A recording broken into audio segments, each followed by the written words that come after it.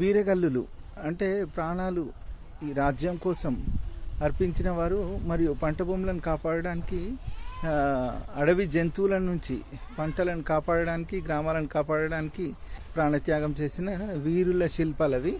అలాంటివి మనకు తెలంగాణ మొత్తం కనిపిస్తాయి. అందులో కొన్ని మనకు భక్తుల, వీరశైవానికి చెందిన భక్తుల శిల్పాలు కూడా మనకు ఉంటాయి. అలాంటివి అంటే ఆత్మార్పణ శిలలు అంటాం కదా, తనకు తానే స్వయంగా మెడ నరికేసుకున్న శిలలు కానీ, పొట్ట కోసుకొని ఆత్మార్పణ గావించిన శిలలు కానీ అట్లాంటివి కనిపిస్తాయి. కాకపోతే మనకు చీర్యాల గ్రామంలో కనిపించిన ఒక వీరగల్లు మాత్రం చాలా ప్రత్యేకమైంది.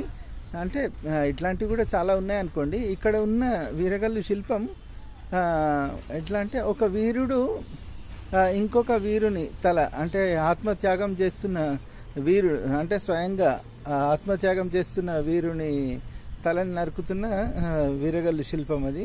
అది కూడా చూద్దాం రండి.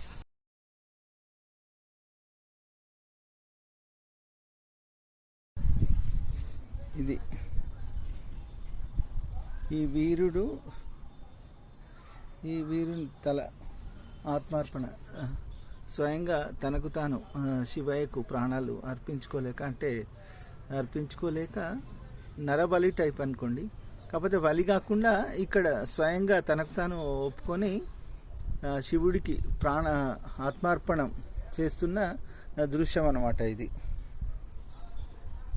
అలాంటి మహనీయుడిని, ఈ శివయ్యకి తన ప్రాణాన్ని అర్పించిన మహానుభావుడికి గుర్తుగా, అంటే వారి గౌరవార్థం వేయించిన ఆత్మార్పణ శిల అన్నమాట ఇది.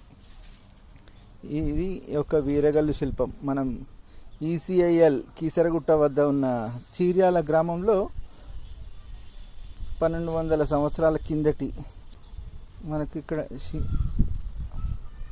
శివాలయ శిథిలాల్లో ఈ వీరగల్లు శిల్పం కనిపిస్తుంది.